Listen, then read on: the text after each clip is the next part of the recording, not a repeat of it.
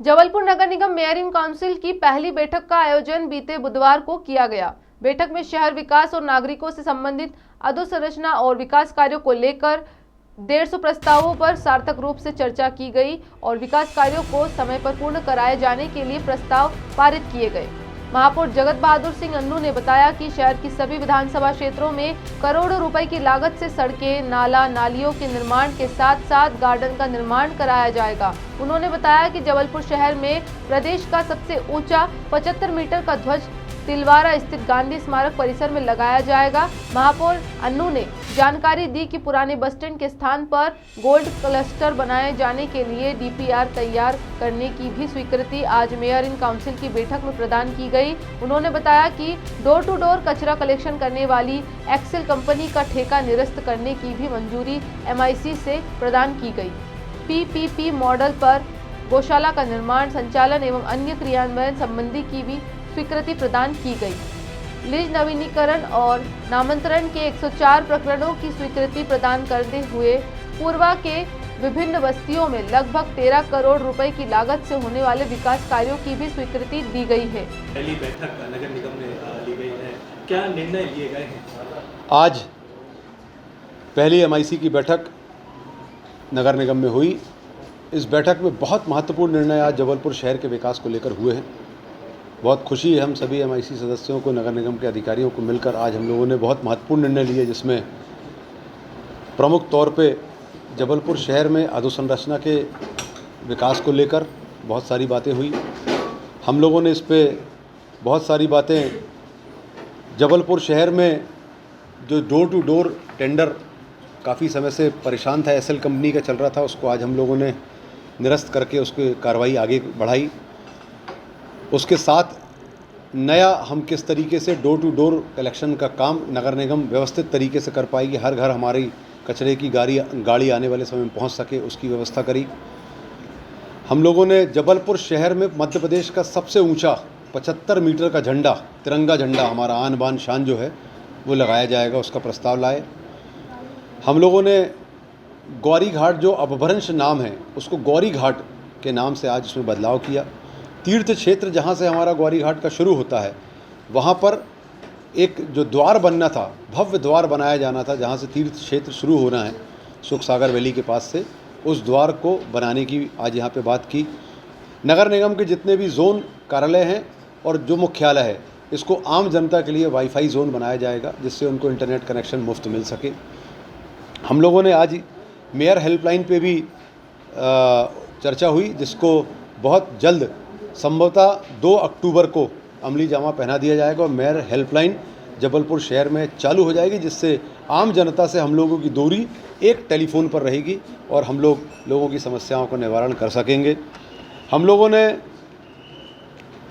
BLC के तहत, घटक के तहत पूर्वा जो बस्ती है, उसमें रोड, सड़क, नाली और ऐसे बहुत सारे काम हैं, जिसको लेकर चर्चा हुई और लगभग 13 करोड़ की राशि से वहाँ पे जो हमारे अधिकांश विस्थापित लोग हैं, उनके उन्नयन के लिए आज हम लोगों ने MIC पे बात करके उसको फाइनल किया।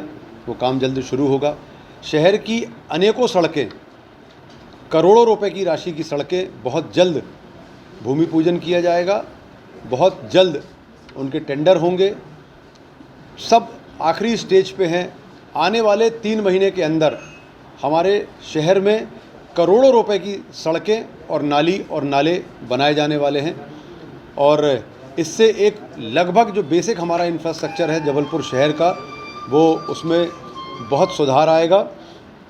इसके अलावा लीज़ के, हम लोगों ने शहर में जो लोग परेशान थे, आज लीज़ के नवीनीकरण और नामांतरण के 104 प्रकरणों को यहाँ पर स्वीकृति दी है।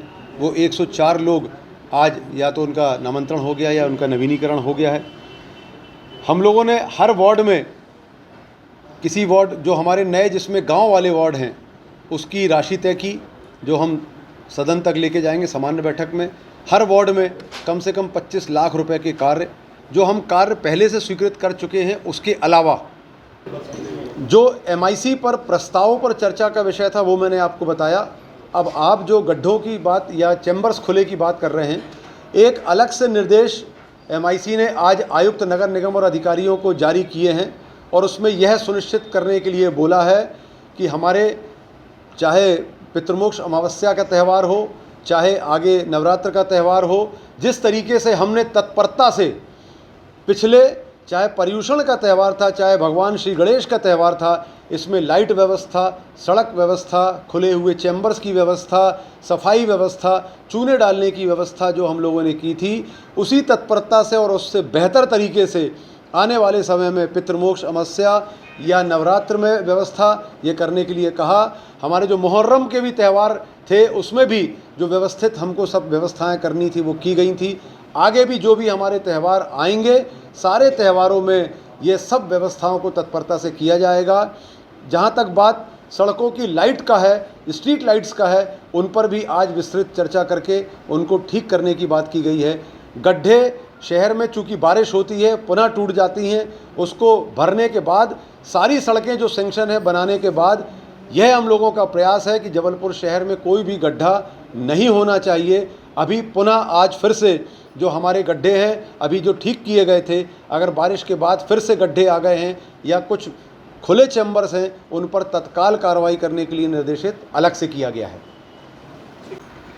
जो डोर टू डोर वाला जो मामला है, जो एसएल बहुत वर्षों से नगर निगम कर रही थी और काफ़ी शिकायतें लगातार आती थी, काफ़ी नोटिस और टर्मिनेशन की बातें उनको बहुत बार हम लोगों ने की, परंतु किसी प्रकार का कोई सुधार नहीं आया। उसमें हम लोगों ने उसमें जो हमारे लीगल ओपिनियन लेना था, लीगल ओपिनियन भी लिया। हर तरीके से बात करने के बाद, समझाने के बाद हमारी लगभग 200 गाड़ियाँ 96 किराए पर और दूसरी गाड़ियाँ नगर निगम के साधन संसाधन लगाकर अगर हम किसी ठेकेदार से काम कराते हैं तो ऐसा काम कराने का कोई औचित्य नहीं है। उससे बेहतर तो जब साधन संसाधन हमारे हैं तो नगर निगम को ही करना चाहिए। आगे उसको कैसे टेंडर प्रक्रिया में जाना है वो देखेंगे, परंतु आगामी 5 माह के लिए ये सदन से स्वीकृति इसकी होनी है। सदन से स्वीकृति होने के उपरांत 4 से 5 माह हम लोग यह कार्य नगर निगम से ही संचालित करेंगे। उसके बाद टेंडर प्रक्रिया में भी जाकर हम लोग खंड खंड में इसका काम करेंगे। उस पर अभी विचार होना बाकी है, जिससे कि हम लोग अगर अलग अलग जोनों के हिसाब से काम करेंगे तो हम हर घर पे, आज हम 50% से भी ज़्यादा घरों पे नहीं पहुंच पाते हैं डोर टू डोर कलेक्शन में। आने वाले समय में 100% घरों में हमारा डोर टू डोर कलेक्शन का काम कैसे हो, इसको लेकर आज बड़ी पुख्ता चर्चा और पुख्ता बातचीत MIC में हुई। अमृत फेज़ 2 का प्रेजेंटेशन आज हुआ है। उसमें यह तय किया गया है कि अगली MIC में यह लगभग 190 करोड़ रुपए की योजना लाई जाएगी। उस योजना के अंतर्गत शहर में पाइपलाइन का विस्तारीकरण, नई टंकियां बनना, फिल्ट्रेशन प्लांट के जो कार्य हैं वो, ऐसे बहुत सारे कार्य होकर लगभग 50,000 घरों में मां नर्मदा का जल 2 वर्ष के अंदर पहुंचाया जाएगा। यह सुनिश्चित आज किया गया है और बहुत तेज़ी से इस पर कार्रवाई करने के निर्देश दिए गए हैं। चूँकि बहुत सारी अवैध कॉलोनियां हैं, उनको वैध करने के लिए भी तेज़ी से काम किया जाए, उस पर भी आज चर्चा हुई। चूँकि वैध नहीं होती हैं कॉलोनी तो हम TC कनेक्शन, हमारी आम जनता परेशान होती है, नियमित कनेक्शन देने की चर्चा भी हुई। कॉलोनियों को वैध करके उनको नियमित कनेक्शन देने के लिए नगर निगम पैसा देने के लिए तैयार है नियम से। और उसके साथ साथ चूँकि अवैध कॉलोनी होती है तो वहाँ पर मां नर्मदा का जल भी नहीं पहुंचता है, तो वो अवैध कॉलोनियों को जो वैध करने की प्रक्रिया राज्य सरकार से आई है उसका पालन करते हुए नियम के साथ कॉलोनियों को जल्दी से जल्दी वैध करके और उसके बाद वहाँ पर TC कनेक्शन के बदले नियमित कनेक्शन लोगों को करने मिल जाए और वहाँ पर जल, नर्मदा जल उनके घर में पहुँचे, इसकी भी व्यवस्था पर आज यहाँ प्रस्ताव पारित किया गया है। जबलपुर से आशीष बात्रे की रिपोर्ट।